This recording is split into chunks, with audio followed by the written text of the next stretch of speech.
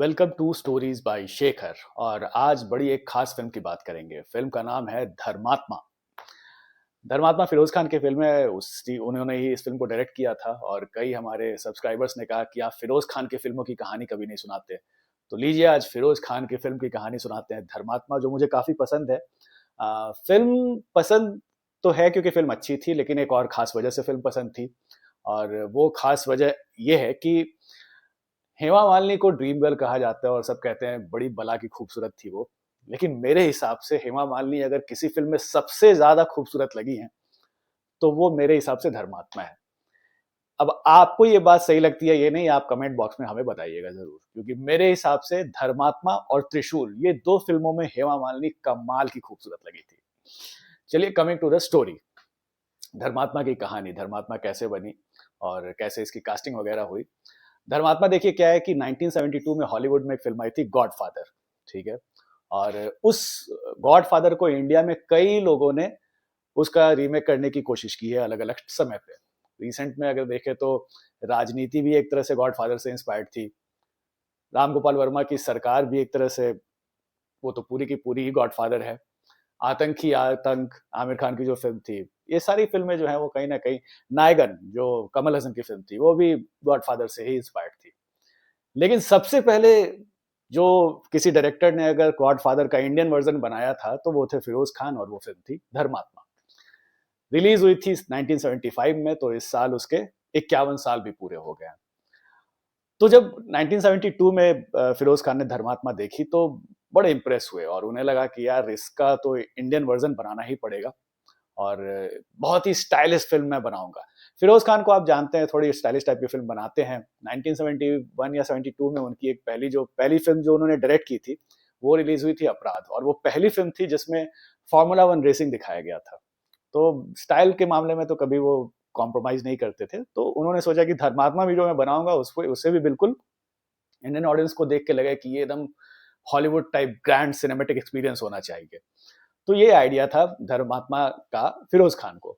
फिरोज खान ने इस आइडिया को शेयर किया उनके एक राइटर दोस्त थे, कौशल भारती, और उनसे कहा कि भैया, गॉडफादर का जो है इंडियन वर्जन हमें बनाना है, और ऐसी कहानी लिखो और इस तरीके से उसका पूरा स्क्रीन प्ले होना चाहिए कि देखने में वो बिल्कुल ग्रैंड लगे, स्टाइलिश हॉलीवुड स्टाइल की। तो स्टाइलिश फिल्म बनाने के लिए लोकेशन भी थोड़ा अलग चाहिए। बॉम्बे में ही रह करके बनाने में फिर डिफरेंस क्या है, सारी फिल्में तो बॉम्बे में ही बनती थी। तो लोकेशन तय करने के लिए जो फिरोज खान थे हमारे, वो अफगानिस्तान गए। और अफगानिस्तान में उन्होंने सोचा कि इस फिल्म की शूटिंग जो है वो मैं अफगानिस्तान में करूंगा। वहां उस वक्त राजशाही थे, और उस वक्त जो वहां के राजा थे उनसे मोहम्मद जहीर शाह शायद उनका नाम था, जहां तक मुझे याद है। उनसे वो मिले और उनसे कहा कि भाई, हम एक फिल्म बना रहे हैं धर्मात्मा, और पठान तो थे ही, फिरोज खान तो पठान पठान सब।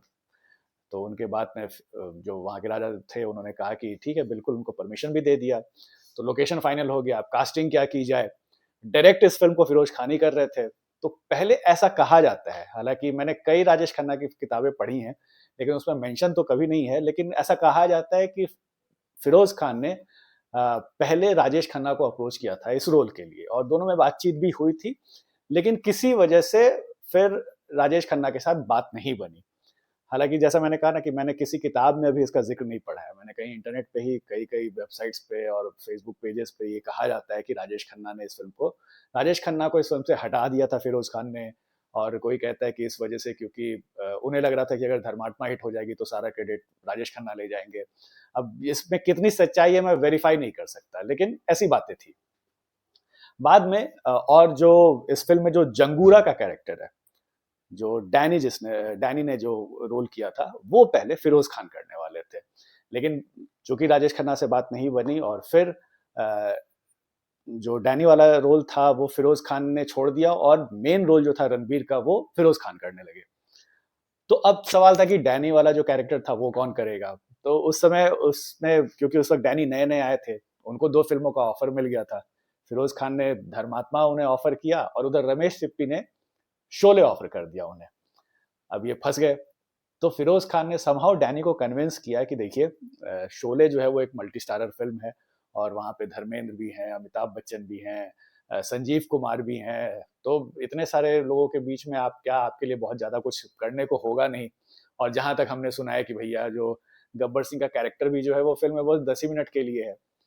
तो आप वहाँ जाके क्या करोगे? यहाँ एटलीस्ट कम से कम आपको बहुत सारी चीज़ें करने को मिल रही है, हेमा मालिनी के साथ कुछ-कुछ सीन्स भी हैं। तो इन सब बातों से डैनी कन्विंस हो गए और फिर उन्होंने शोले को मना कर दिया। और इस तरह डैनी के रिफ्यूज़ल के बाद फिर अमजद खान इस शोले का हिस्सा बन गए और फिर रेस्ट इज़ हिस्ट्री। तो खैर डैनी धर्मात्मा के लिए साइन हो गए और जो बाकी जो फीमेल लीड्स वगैरह थे, तो जो हेमा मालिनी को तो इन्होंने साइन कर ही लिया था, लेकिन जो एक और जो अनु का जो कैरेक्टर था, रेखा ने जो वो रोल प्ले किया, वो पहले जीनत अमान को ऑफर हुआ था, लेकिन जीनत अमान को शायद वो रोल पसंद नहीं आया, कुछ चैलेंज नहीं लगा, और ऊपर से ये भी था क्योंकि वो नहीं चाहती थी कि हेमा मालिनी के सेकंड फिडल वो सपोर्टिंग एक्ट्रेस वो नहीं बनना चाहती थी। ऑलरेडी उन्होंने वो जो हरे रामा हरे कृष्णा में थी वो सपोर्टिंग एक्टर बन चुकी थी, अब उन्हें मेन लीड चाहिए था, तो उन्होंने इस फिल्म को करने से मना कर दिया। उनके मना करने के बाद चूंकि उस वक्त रेखा एक राइजिंग स्टार थी, तो रेखा को अप्रोच किया गया, रेखा ने हाँ भी कह दिया, लेकिन जो एक किताब है रेखा के ऊपर, यासिर उस्मान ने उस किताब को लिखा था, उसको अगर आप पढ़ोगे तो आपको पता चलेगा कि इस फिल्म की शूटिंग में रेखा ने फिरोज खान के पसीने निकलवा दिए थे, क्योंकि उनकी वजह से कई बार शूटिंग जो है वो डिले हो जाता था। ये वो टाइम था जब रेखा का अफेयर चल रहा था किरण कुमार के साथ, और कई बार जो है वो सेट पे ही सेट तैयार रहता था, लेकिन रेखा जो है वो चुपके से निकल जाती थी सेट से अपने बॉयफ्रेंड से मिलने के लिए, और ये कहती भी थी कि मैं अपने बॉयफ्रेंड को मिस कर रही हूँ, मैं जा रही हूँ। तो इस तरह की चीजें होती थी, और कई बार जो है वो धर्मात्मा की जो शूटिंग थी वो रेखा की वजह से डिले हुई थी। हालांकि इन सब के बावजूद अगर आप रेखा को देखोगे इस फिल्म में, तो गजब की हॉट लगी है इस फिल्म में। मतलब इस फिल्म में दोनों हीरोइन, चाहे वो हेमा मालिनी हो या रेखा हो, रेखा भी कमाल की लग रही हैं सिफॉन शारी में, और किसी किसी सीन में ब्लैक ड्रेस में बला की खूबसूरत, और हेमा मालिनी तो है ही। तो हीरोइंस भी फाइनल हो गई। अब जो सवाल था कि जो मेन लीड जो जिसके नाम पे जो फिल्म बन रही है धर्मात्मा, उसे किसे लिया जाए। उसे जुड़ा सबसे इंटरेस्टिंग किस्सा हुआ राज कपूर के घर पे।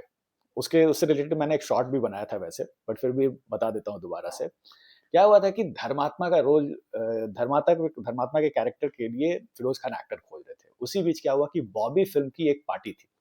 राज कपूर ने फिल्म इंडस्ट्री के सभी लोगों को इनवाइट किया था, फिरोज खान को भी बुलाया गया। फिरोज खान जब वहां गए तो वहां उन्होंने देखा शम्मी कपूर को। शम्मी कपूर उस वक्त फिल्मों से ब्रेक लिए हुए थे, अंदाज के बाद से वो ज्यादा फिल्में कर नहीं रहे थे। उनकी वाइफ की एक तो डेथ हो गई थी तीसरी मंजिल के दौरान, तो शम्मी कपूर की भी तबीयत जो है वो ठीक नहीं रहती थी, और उन्होंने उस वक्त बहुत दाढ़ी वाड़ी बना ली थी, वजन भी उनका बढ़ गया था। तो पार्टी में जब फिरोज खान ने शम्मी कपूर को देखा, तो उनसे कह दिया कि हे शमी, मुझे लगता है कि मेरी फिल्म धर्मात्मा में तुम मेरे फादर के रोल के लिए परफेक्ट हो। अब शम्मी कपूर जो है वो बहुत कुछ ही साल बड़े थे फिरोज खान से, लेकिन इतना भी उनको नहीं लगता था कि मैं इसका बाप का रोल करूंगा। और उस वक्त के जो स्टार्स होते थे वो बड़े इमेज कॉन्शियस होते थे, तो उनको ये बात बुरी लग गई। तो उन्होंने फिरोज खान का कॉलर पकड़ लिया, फिर हाथापाई हुई, और इतनी हुई कि फिर इधर रणधीर कपूर हैं वो शम्मी कपूर को खींच रहे हैं, और जो फिरोज खान के भाई संजय खान है वो उनको खींच रहे हैं, फिर दोनों को समा हुआ अलग किया गया, और फिर राज कपूर ने दोनों को पार्टी से निकाल दिया। और फिर पार्टी से निकलने के बाद दोनों जो है वो अपनी अपनी गाड़ी में हाजी अली के पास किसी बीच पे पहुंचे, और हालांकि दोस्ती थे दोनों, ऐसा कुछ दुश्मनी नहीं थी। फिर दोनों वहां दोबारा बीच पे पहुंचे, फिर वहां पे खूब दारू पी, और फिर दोनों ने एक दूसरे को गले लगा करके खूब रोए भी, और फिर दोनों में सुलह हो गई। और ऐसा ऐसा नहीं कि पहली बार दोनों में कोई हाथापाई हुई थी, ऐसे भी पहले भी बहुत सारे ओकेजन थे जहाँ पे दोनों आपस में भिड़ गए थे। और फिल्मी पार्टी में ये सारी किस्से अक्सर होते रहते थे। उस समय की मैगजीन से, उस समय के जर्नलिस्ट से अगर आप बात करोगे तो ये सारी चीजें बहुत कॉमन थी। तो शम्मी कपूर तो नहीं हुए धर्मात्मा के लिए राजी। तो उस वक्त क्या था कि प्रेमनाथ का एक तरीके से कमबैक हुआ था। मैंने पहले भी कई वीडियो में बताया है कि जो ब्लैक एंड व्हाइट के एक जमाने के स्टार थे प्रेमनाथ, ब्लैक एंड व्हाइट फिल्मों में हीरो बनते थे, उनका उन्होंने कुछ दिन के लिए 50s के बाद ब्रेक ले लिया था, और उन्होंने कमबैक किया था तीसरी मंजिल से एज अ विलन। तो पहले हीरो थे, अब विलन बनने लगे। तो तीसरी मंजिल सारी फिल्मों में देखा था फिरोज खान ने उन्हें। उन्होंने सोचा कि जो हमारा जो कैरेक्टर है और उनकी जो पर्सनालिटी भी थी प्रेमनाथ की, वो इस रोल को सूट करती थी। तो उन्होंने प्रेमनाथ को अप्रोच किया और बोला कि भैया हमारी एक फिल्म है, और एक मुंबई मुंबई में उस समय एक मटका किंग हुआ करते थे, रतन खीरी या क्या नाम अभी मैं भूल रहा हूँ। उनको उनसे कहीं न कहीं इनका जो कैरेक्टर था जो प्रेमनाथ का वो इंस्पायर्ड था क्योंकि ये भी मटका किंग थे उस फ़िल्म में। तो मटका किंग जो थे खत्री, रतन खत्री आई थिंक हाँ, रतन खत्री उस उ उ उनसे कई बार फ़िरोज़ खान मिले थे और उनके हाव-भाव को जहाँ बड़ा क्लोज़ली ऑब्ज़र्व किया था और चाहते थे कि प्रेमनाथ जो है वो उसी तरह की एक्टिंग करे धर्मात्मा में। लेकिन प्रेमनाथ को जब साइन किया था तो फ़िरोज़ खान थोड़े से वरीड भी थे क्योंकि जिस तरीके का रोल अक्सर करते थे प्रेमनाथ लाउड और आपने जैसे देखा होगा बॉबी में जिस तरीके का वो रोल कर रहे हैं, वो हल्ला हल्ला करने वाले। तो फ़िरोज़ खान ने उनको बड़ा समझा दिया कि देखिए हमारा इस फ़िल्म में जो आपका कैरेक्टर बड़ा सटल सा है, विलेन है लेकिन धर्मात्मा है, एक तरह का रॉबिन हुड है, गरीबों का मसीहा भी है, गलत काम भी करता है लेकिन गरीबों का मसीहा भी है। तो आपका जो मैनरिज़्म होगा वो बड़ा सटल सा होगा। तो आप जो नॉर्मली वो जो चिल्ला-चिल्ला के जो बातें करते हो उस तरीके की आप उस तरीके का परफ़ॉर्मेंस मत दीजिएगा। बेईमान भी एक फ़िल्म आई थी उसमें भी प्रेमनाथ ने सेम ही तरह का रोल किया था, अलग तरीके से चिल्लाते थे। तो उनको कहा कि भैया बड़ा सटल सा रोल आपको करना है, तो प्रेमनाथ को उस तरीके से कन्विंस किया और फिर जो फ़िल्म अगर आप देखोगे तो धर्मात्मा एक तरीके से प्रेमनाथ के करियर का वन ऑफ द माइलस्टोन भी है।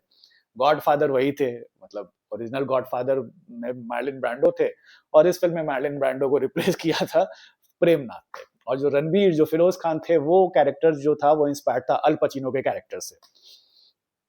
फ़िल्म की जब स्टार्ट हुई, तो जैसा मैंने स्टार्टिंग में बताया कि अफ़गानिस्तान में इस फ़िल्म की शूटिंग होने की बात हो रही थी। लेकिन जब शूटिंग स्टार्ट हुई, तो वहाँ पे क्या हुआ कि अफ़गानिस्तान में सिचुएशन थोड़े पॉलिटिकल सिचुएशन चेंज हो गए और वहाँ पे जो शाह जो थे, जो उस वक़्त जो राजा थे वहाँ पे, उनको हटा दिया गया था और वहाँ पे फिर डेमोक्रेटिक सिस्टम एक तरीके से लागू हुआ। प्रेसिडेंट वहाँ पे नए आ गए।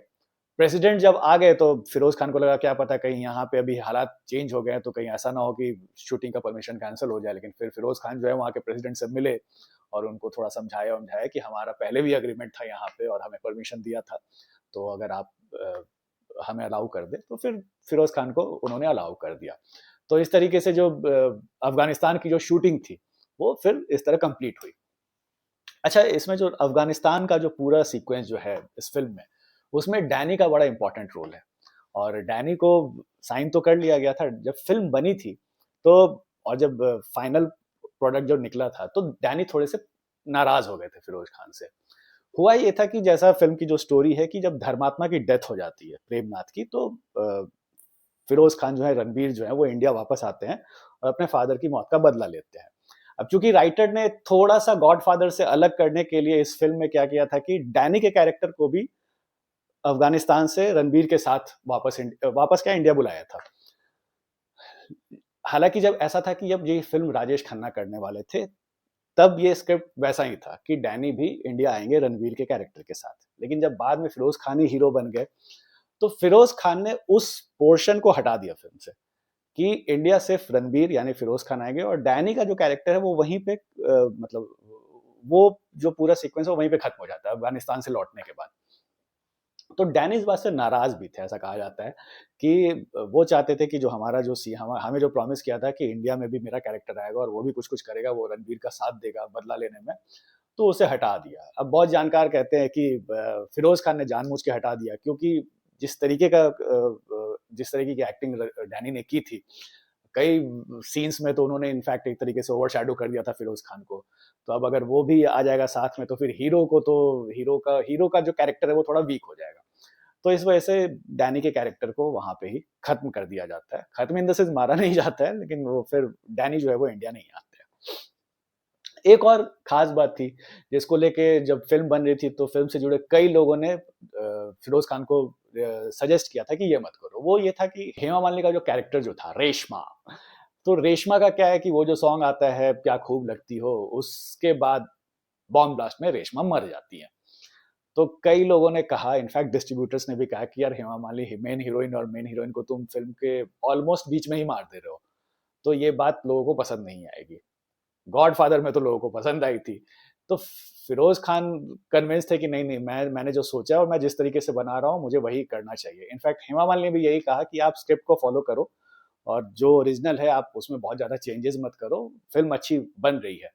और फिर हेमा मालिनी भी राज़ी हो गई थी। ये भी कहा जाता है कि एक किसिंग सीन भी फ़िरोज़ खान चाहते थे कि अपनी फ़िल्म में उनका और हेमा मालिनी का लिप लॉक सा एक सीन हो, लेकिन हेमा मालिनी की मदर बड़ी स्ट्रिक्ट थी। उन्होंने कहा कि नहीं-नहीं ये सब नहीं होगा, गलत बात। तो फिर वो चीज़ नहीं हुआ। फिर और जैसे ही हेमा मालिनी की जब डेथ होती है, उसके बाद अगर आप देखो तो फ़िल्म का पेस जो है वो थोड़ा अलग ही है, तेज़ हो जाता है।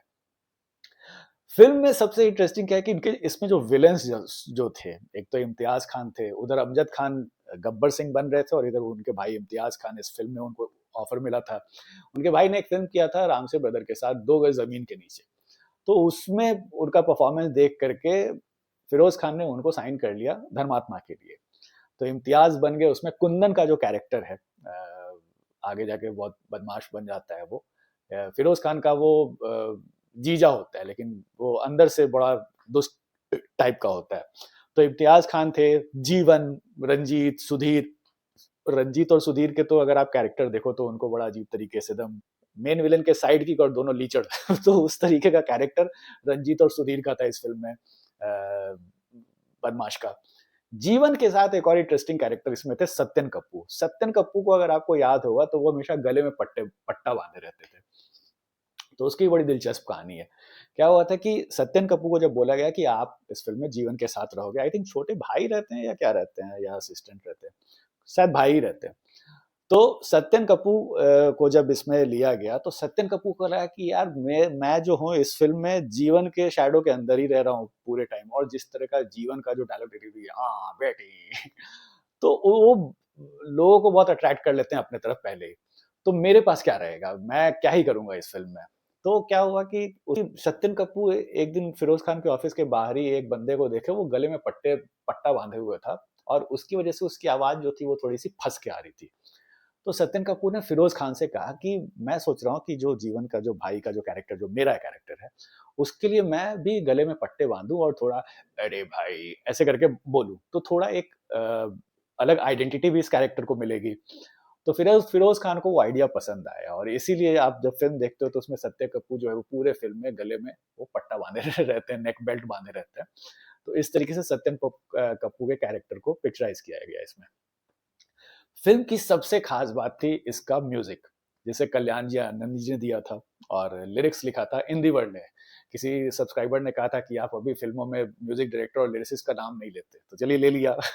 इंदिवर ने लिखा था गानों को और म्यूज़िक दिया था कल्याण जी आनंद जी ने। इसमें जो गाने थे, एक तो तेरे चेहरे में वो जादू है, कमाल का सॉन्ग था। उसके बाद क्या खूब लगती हो, बड़ी सुंदर लगती हो और जो वो सॉन्ग था, जो ट्राइबल्स में जो हेमा मालिनी गा रही है, मेरी गलियों से लोगों की यारी बढ़ गई, सबकी नज़रों में मेरी जवानी चढ़ गई। बड़ा ही कमाल का सॉन्ग था और हेमा मालिनी जैसा मैंने स्टार्टिंग में कहा था, मुझे तो क्रश हो गया था उनको देख कर के, बड़ी खूबसूरत लग रही थी। तो म्यूज़िक कल्याण जी आनंद जी ने दिया था और जो स्टार्टिंग का जो सॉन्ग है जो तेरे चेहरे में वो जादू है, वो ऐसा कहते हैं कि फिरोज़ खान और इंदिवर का दोस्त थे और इंदिवर अक्सर फिरोज़ खान को बोला करते थे कि तुम्हारे चेहरे में ना एक ख़ास किस्म का जादू है, बहुत अट्रैक्टिव फेस है तुम्हारा। तो ये तेरे चेहरे में जो जादू है, ये लाइन कई बार इंदिवर ने फिरोज़ खान को बोला था और फिरोज़ खान को ये लाइन बड़ी अच्छी लगती थी। तो जब धर्मात्मा बन रही थी तो और जब उसके गाने लिख रहे थे, तो फिरोज़ खान के कहने पे ही इंदिवर फिरोज़ खान ने इंदिवर से कहा कि वो जो आप हमेशा बोलते हो ना तेरे चेहरे में जादू है, मेरे को उस तर्ज पे एक गाना चाहिए जो मैं हेमा मालिनी की खूबसूरती को इस फ़िल्म में बयाँ कर सकूँ। और उस तरीके से फिर इंदिवर ने वो गाना लिखा और उसके लिरिक्स भी आप देखो ना जो है जब से तुझको देखा है, देखकर खुदा को माना है, मानकर दिल ये कहता है, मेरी खुशियों का तू है खज़ाना, चल पड़ते हैं तेरे ओर कदम मैं रोक नहीं पाता हूँ। कमाल का गाना था, किशोर कुमार ने गाया था, गूँज था उस गाने में। तो म्यूज़िक बहुत कमाल का था, फ़िल्म भी बड़ी अच्छी थी, फ़िल्म पूरा जैसा मैंने बताया गॉडफ़ादर को एक तरीके से कॉपी किया था, इंडियन वर्ज़न था गॉडफ़ादर का और सारे एक्टर्स बड़े अच्छे थे। फ़रीदा जलाल थी इसमें फ़िरोज़ खान की बहन बनी थी और फ़रीदा जलाल ने एक इंटरव्यू में बताया भी था कि सेट पे जो फ़िरोज़ खान थे बड़े प्रोफ़ेशनल थे और मैं फ़िल्म में उनकी बहन बनी थी और मेरा बिल्कुल सगी बहन की तरह ही वो ख़्याल भी रखते थे। बड़ा अच्छा माहौल था, फ़िल्म रिलीज़ हुई थी 1975 के जुलाई में। और 1975 को गोल्डन ईयर एक तरीके से कहा भी जाता है क्योंकि उस साल एक से एक कमाल की फ़िल्में रिलीज़ हुई थी। एक तो शोले, दीवार, जय संतोषी माँ। शोले और जय संतोषी माँ सेम डे रिलीज़ हुई थी और दोनों ब्लॉकबस्टर थी। मतलब टॉप ग्रॉसर्स में से जय संतोषी माँ भी थी और शोले भी थी। उसके अलावा चुपके चुपके। तो इन सब के बीच में धर्मात्मा भी रिलीज़ हुई और वो स्टैंड आउट हुई। मतलब ये नहीं कि शोले रिलीज़ हो गई तो धर्मात्मा कोई देखने नहीं जा रहा है। धर्मात्मा को फिर भी लोग देखने गए थे। शोले के कुछ दिन पहले ही रिलीज़ हुई थी लेकिन फिर भी धर्मात्मा का कलेक्शन जो है वो बना ही रहा था और लोग इस फ़िल्म को देख रहे थे। मुझे तो बड़ी अच्छी फ़िल्म लगती है, आपको कैसी लगती है आप मुझे कमेंट बॉक्स में बताइएगा।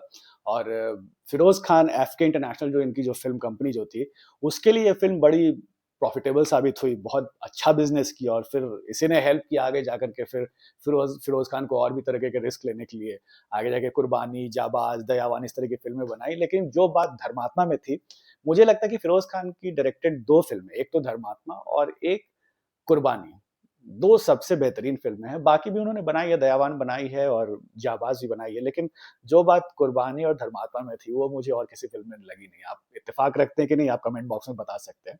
तो ये थी कहानी धर्मात्मा के मेकिंग की। अब आते हैं क्विज़ पे। क्विज़ पिछले वीडियो में जो मैंने सवाल पूछा था कि यार तिवारी जी ज़्यादा फैंटम ना बनो, सर-सर करते जाओगे, डाँट दिए जाओगे। तो वो डायलॉग जो था वो हासिल मूवी का था और उसमें एक राजीव गुप्ता एक्टर हैं, उन्होंने वो डायलॉग कहा था, इरफ़ान का डायलॉग वो नहीं है। तो बहुत कम लोगों ने जवाब दिया, मुझे लगता है बहुत लोग को शायद नहीं पता होगा, लेकिन जिसने भी जवाब दिया, सही जवाब दिया।